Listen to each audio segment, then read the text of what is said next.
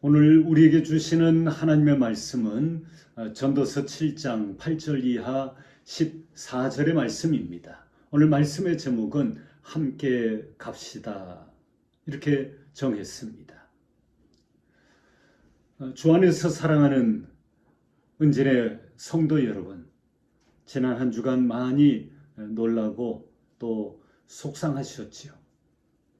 저도 연이어 아버지와 어머니와 아버지를 떠나보냈지만은 이번에 주님의 교회가 강제 집행을 당했을 때가 더 슬펐습니다.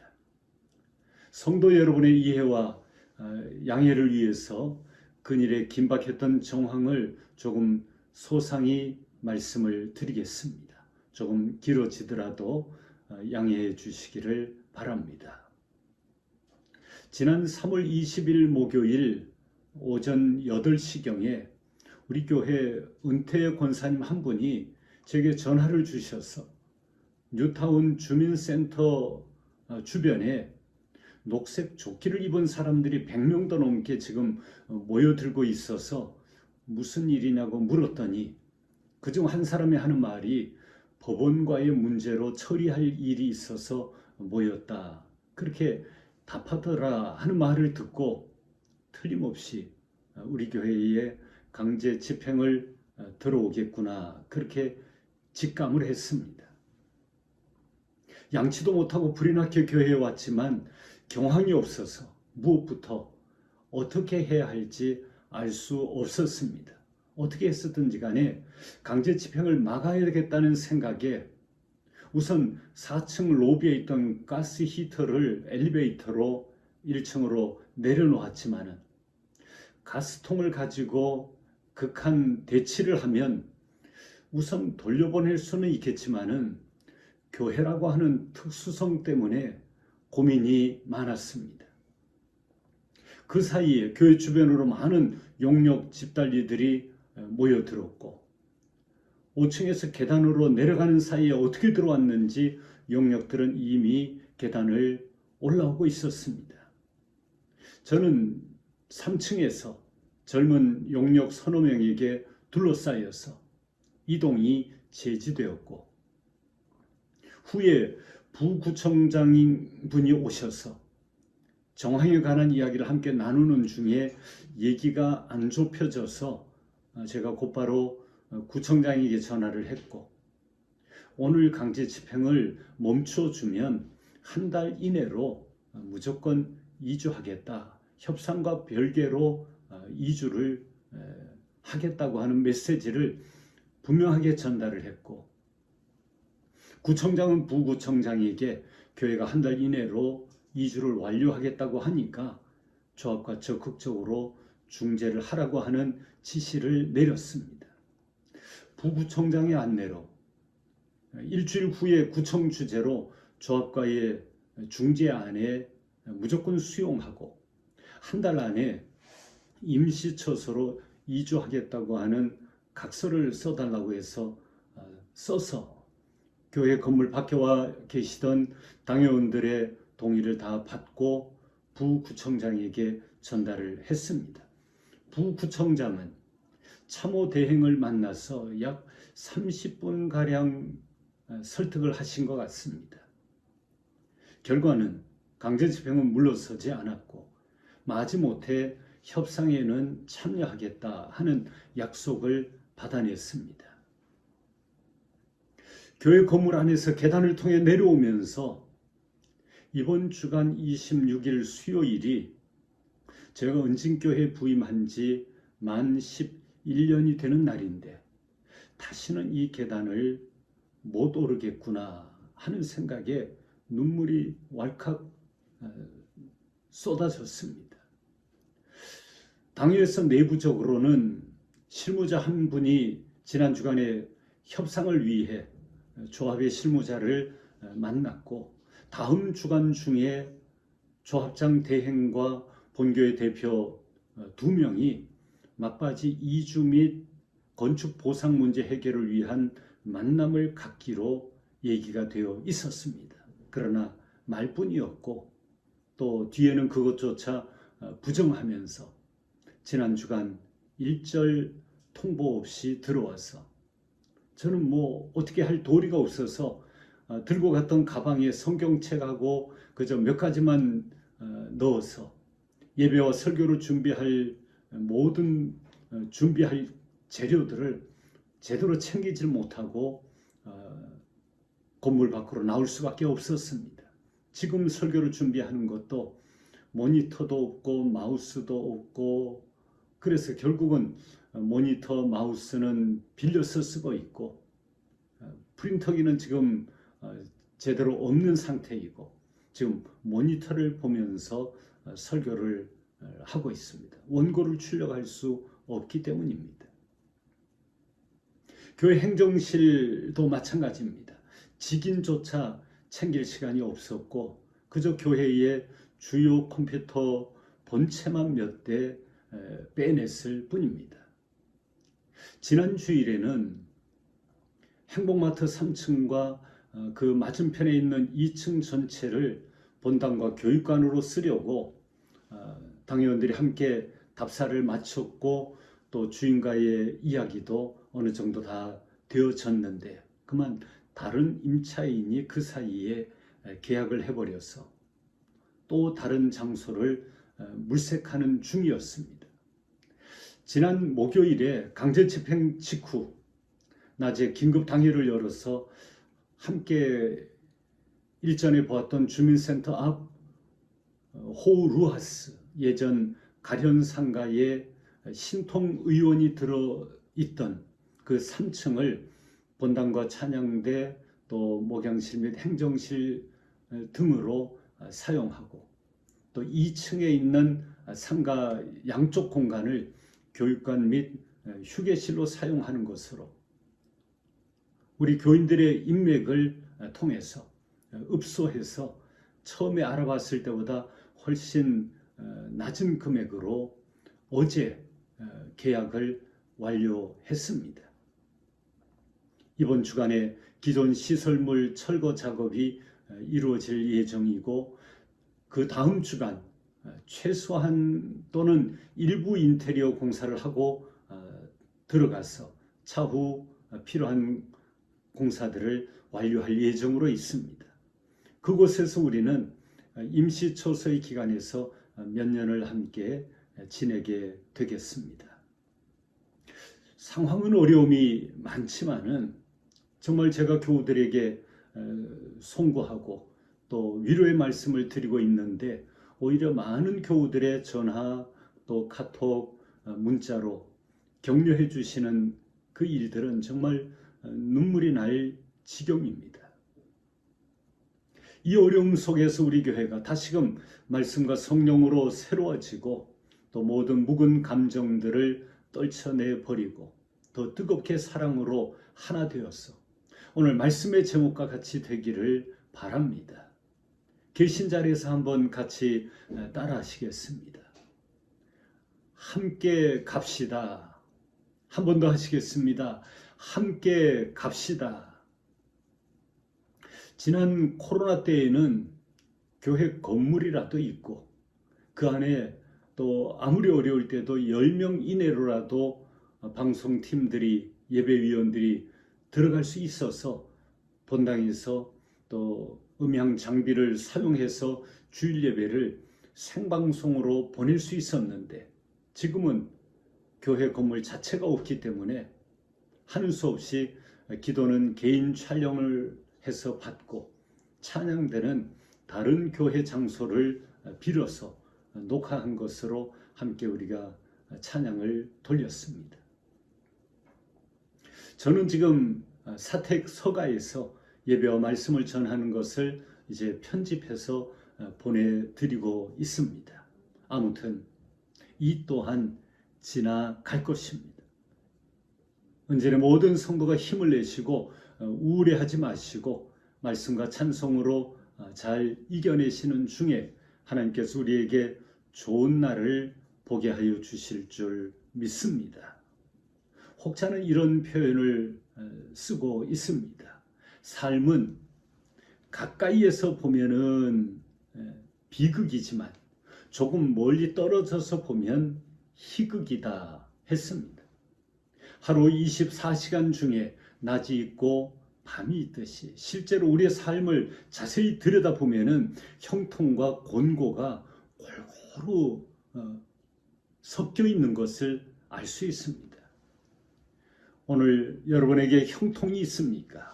내일 곤고가 찾아오리라고 하는 것을 염두에 두면서 살아가는 것이 삶의 지혜입니다. 지금 곤고하십니까?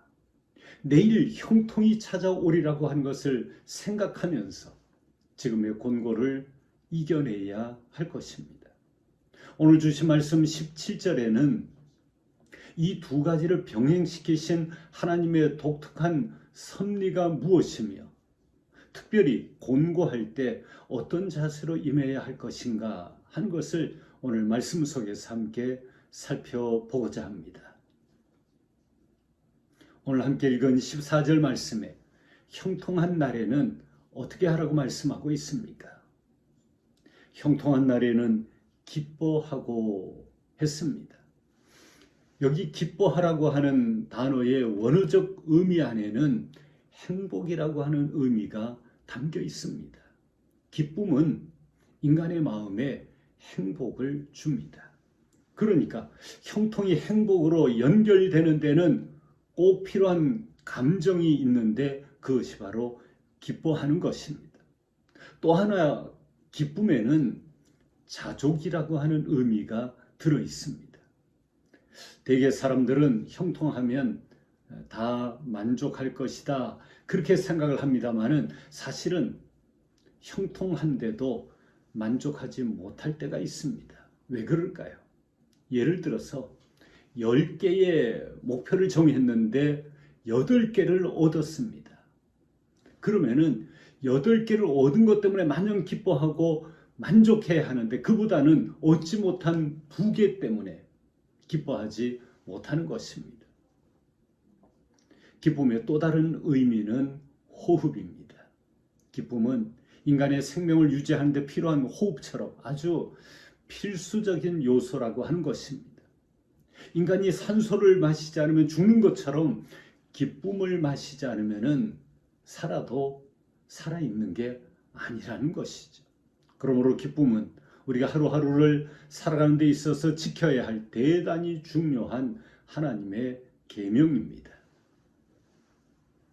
식당을 하시는 분인데 1년에 약 2억은 좋게 벌고 있는데도 언젠가부터 심한 우울증으로 죽고 싶을 정도가 되어서 식당을 전세 내주고 밭 일을 하면서 그분은 많이 회복이 되고 다시 식당을 하고 계시는 분 이야기를 알고 있습니다.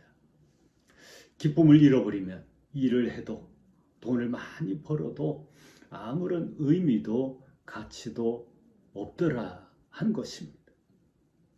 그래서 바울은 항상 기뻐하라 한 것입니다. 항상 기뻐하고 쉬지 말고 기도하고 범사에 감사하는 것을 성도의 생명처럼 여기며 살아야 할 것입니다. 이것은 설교자인 제가 여러분에게 매일같이 하고 싶은 설교이기도 합니다. 그러면 형통할 때는 기뻐하라 했다면은 곤고할 때는 어떻게 하라는 것이죠? 오늘 말씀에 보면 곤고한 날에는 되돌아보아라 했습니다. 이 되돌아보라고 하는 것은 복귀해서 생각하고 사색하라 하는 뜻입니다. 하나님과의 관계 속에서 우리에게 크게 유익한 방법 중에 하나가 사색이라고 하는 도구입니다. 하나님께서 우리 인간을 생각하는 존재로 지으셨다고 하는 것이 얼마나 큰 특권이요 축복인지 모릅니다. 전도서 12장 1절에 너는 청년의 때 곤고한 날이 이르기 전 나는 아무 낙이 없다고 할 해가 가깝기 전에 너의 창조자를 기억하라 했습니다. 여기 곤고한 날이 이르기 전 이 말은 삶의 즐거움이 없는 상태를 곤고한 상태라고 말하는 것입니다. 이것은 전인적 건강을 잃어버린 상태입니다. 이러한 때에 그리스도인은 생각하고 사색하라는 것입니다. 여기서 사색한다, 생각한다 하는 이 말의 원어는 아샤트라고 하는 것인데, 이 아샤트에는 세 가지 깊은 뜻이 담겨 있습니다. 이 시간 우리는 그 세 가지 의미를 통해서 오늘 말씀의 지혜를 얻고자 합니다. 그 첫째가 반성하라 하는 의미입니다. 그것이 생각하는 것입니다. 사색하는 것입니다. 우리가 살면서 곤고할 때에, 즉 형통의 반대라고 느낄 때 그 순간에 우리는 생각하고 반성해 볼 필요가 있다는 것입니다. 잠언 4장 19절에 보면 악인의 길은 어둠 같아서 그가 거쳐 넘어져도 그것이 무엇인지 깨닫지 못하느니라 했습니다. 사실 형통이든 곤고든 깨닫는 것이 복입니다. 형통과 곤고를 통해 깨달음이 없으면 어리석은 자요, 깨달음이 있으면 지혜로운 사람입니다. 다시 말해서 형통할 때에도 하나님의 은혜를 깨닫지 못하면 그것이 축복이 못 되는 것이고, 비록 곤고할 때라도 하나님의 은혜와 섭리와 교훈을 깨닫기만 한다면은 그것은 결코 불행이 아니라는 것입니다. 그런데 악인과 미련한 자들은 그 이치를 깨닫지 못하더라 하는 것입니다. 그렇기 때문에 전도서 기자는 우리 그리스도인들에게 당부하는 것이, 곤고가 찾아왔을 때는 먼저는 깨달으라는 것입니다. 무엇을 깨달으라는 걸까요? 문제의 원인이 혹시 내 안에 있는 것은 아닌가 하는 면에서 자기 자신을 성찰하라는 것입니다. 우리는 조합집 행부에 대해 너무 순진한 기대를 가지고 있었던 잘못을 인정합니다. 그것을 깨달아야 합니다. 성경은 곤고에 대해서 결코 부정적으로 말하고 있지 않습니다. 비록 곤고 그 자체가 고통스럽고 불행해 보이지만 그 원인을 잘 분석하고 자기 성찰의 기회로 삼기만 한다면 곤고가 끝내는 우리에게 유익을 가져다 줄 것입니다. 시편 119편 71절에 보면 고난당한 것이 내게 유익이라, 이로 인하여 내가 주의 율례를 배우게 되었나이다 했습니다. 이런 신앙 고백을 우리도 함께 해야 할 것입니다. 우리가 곤고할 때는 말씀 속에서 자기 자신을 돌아보아야 한다는 것입니다. 그래서 오늘 내가 당하고 있는 이 곤고가 내 허물, 내 죄값이라고 하면은, 그렇게 스스로 판단이 되었다고 하면 우리는 그 죄를 하나님 앞에 철저히 회개해야 할 것입니다. 회개가 치유와 회복의 최선의 방법입니다. 그런가 하면 꼭 내 잘못이 아니고 의롭게 살아가고 있는데도 다가오는 곤고가 있습니다. 디모데후서 3장 12절에 무릇 그리스도 예수 안에서 경건하게 살고자 하는 자는 핍박을 받으리라. 이처럼 우리가 믿음 생활을 잘하고 있는 가운데 찾아오는 곤고, 그것은 우리가 어떻게 이겨내야 할까? 그런 경우에는 하나님의 때를 기다리며 참고 견뎌야 하는 것입니다. 곤고가 찾아올 때 가장 중요한 것은 먼저는 자기를 성찰하는 것입니다. 우리 모두가 개인적으로나 가정적으로 또 직장 생활에서 자기 자신을 돌아보고 반성하는 일에 좀 더 빠르고 민감할 수 있기를 바랍니다. 둘째로, 곤고할 때는 생각하라 하는 이 말 속에는 찾으라 하는 의미가 들어 있습니다. 여기서 찾으라는 것은 기도라고 하는 단어와 맥락을 같이 하고 있습니다. 그러니까 이 말은 곤고할 때는 적극적으로 주님 앞에 부르짖고 기도함으로 하나님을 찾으라는 것입니다. 시편 50편 15절에 환난 날에 나를 부르라, 내가 너를 건지리니 내가 나를 영화롭게 하리로다 했습니다. 곤고할 때는 사람이 약해집니다. 누군가의 도움이 꼭 필요합니다. 기도는 하나님의 도움을 구하는 최고한 방법입니다. 성경에는 기도로 문제를 해결한 숱한 사람들의 사례를 읽어볼 수 있습니다. 곤고할 때는 곧 기도할 때입니다. 그리스도인이 곤고한 상황 속에서도 기도하지 않는다고 하면 그 사람의 믿음은 이미 죽은 믿음인 것입니다. 살아있다면 부르짖어 기도해야 마땅한 것입니다. 기도하고 주시는 깨달음과 용기를 가지고 우리에게 주어진 이 곤고를 잘 헤쳐나가야 할 것입니다.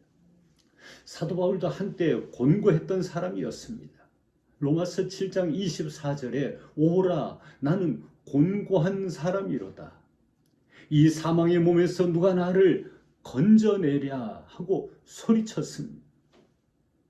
그러나 그는 이어서 25절에서 이렇게 고백합니다. 우리 주 예수 그리스도로 말미암아 하나님께 감사하리로다. 즉 주께 자신의 곤고함을 아뢰었더니 하나님께서 응답해 주셨다 하는 것입니다.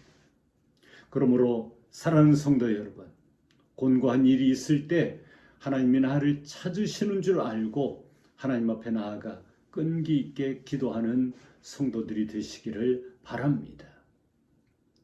여러분, 골프공을 보면은 그 표면에 홈이 패어 있어서 일명 곰보공이라 그렇게 부릅니다. 그런데 그 홈 때문에 매끄러운 공보다는 약 한 50% 정도는 더 멀리 날아간다 하는 말을 들었습니다. 야구공도 마찬가지입니다. 표면에 바늘로 꿰맨 이 봉합선이 있습니다. 그 봉합선이 오히려 급 커브를 일으키는 묘미가 있다는 것이죠.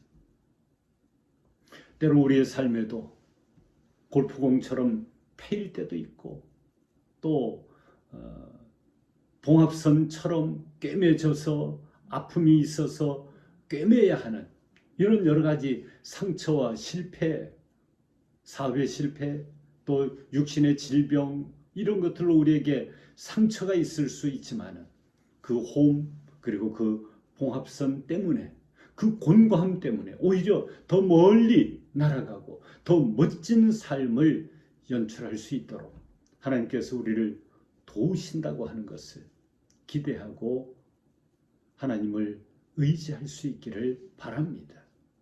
끝으로 공고할 때는 생각하라 하는 이 말 속에는 결심하라고 하는 의미가 들어 있습니다.